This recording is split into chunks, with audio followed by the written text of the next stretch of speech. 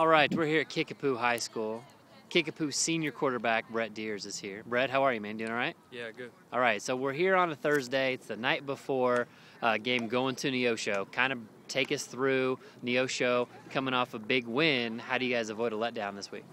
We just do the same things we did last week in our game, come out with energy, don't overlook them at all because they're going to be a physical team, and just try to execute like we did last week. Before we get into personal stuff about you, talk about last week. Had to be an emotional win. We talk about the roller coaster. Up big, they come all the way back to take the lead in overtime. Have you been in a crazier game than that before? No, that was pretty crazy. I never thought that was going to turn out when I was on the bus heading there, but I'm glad it did turn out like it did. Yeah. What was going through your mind? Where were you when were you on the sideline when they did the fake, when they called the fake? Yeah, I was like almost on the bench, just like thinking, what if we went for two? Like, what's going to happen? And we did the fake, and next thing I know, I'm in the middle of the field just cheering. Yeah, because they did. Because initially there was the for people that didn't see, there was the timeout. You were going to do it, timeout, not going to do it, and then Coach Krell calls at the last second. What did you think on the sideline when you heard that? I was just like, I hope this works, because if it doesn't, I don't know what's going to happen. All right, so then what was this whole week like at school? Were people freaking out? It was pretty impressive. Everyone was just patting each other on the back, saying great win, and just keep it up, and how great a game they saw Friday night. So you're a senior now. Most Class 5 quarterbacks don't get a chance to play as sophomores, and now, of course, junior, and now you're a senior. So does it feel like you've been a quarterback, or at least the varsity level, forever? It feels like it's been forever, and it's exciting to be a Class 5 starting quarterback for almost 3 years now. Yeah, definitely. Does it seem weird? You kind of seem like the old man around here? Kinda.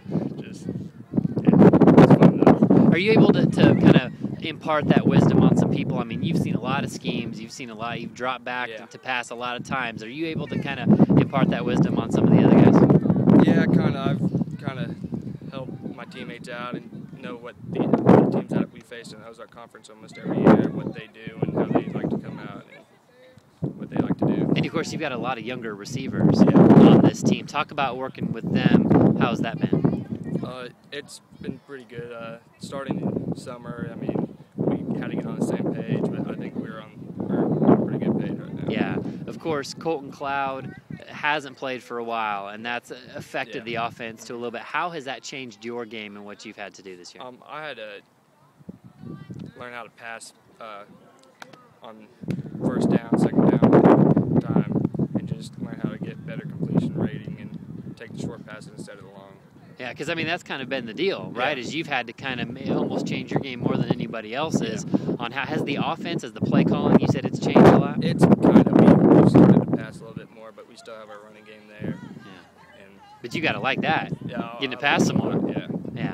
So how have you been able to increase your amounts of passes but yet not see the turnovers increase? I think that's been the most impressive thing for me. Last year I had a pretty rough year, and I just think I kind of learned from it last year and started just making smarter decisions and not trying to force things and just live for another down. You see quarterbacks, we watch, a lot of people don't get to play quarterback, so a lot of people like to obviously play armchair quarterback. What's it like? What makes you guys think you can squeeze it in? Is it a confidence thing, or is it, this is the only option I have? Talk about kind of squeezing it in there. It's just you're trying to make a play, and I mean, sometimes it's there, but sometimes it just turns out to be the worst thing ever. Right. But I mean, it's pretty fun when you make the play. Well, how have you learned the difference? Do you think you had to go through a season like last season to get to where you are now? I think so, because I think I learned a lot from last season and tried to, just be smart about it. And it's been a different from last year to this year. One thing that strikes me watching you play is you really throw the ball well on the move, even moving to your left, which is a little abnormal for right-handed quarterbacks, and then rolling out to your right. How is it that you like to throw on the move so well?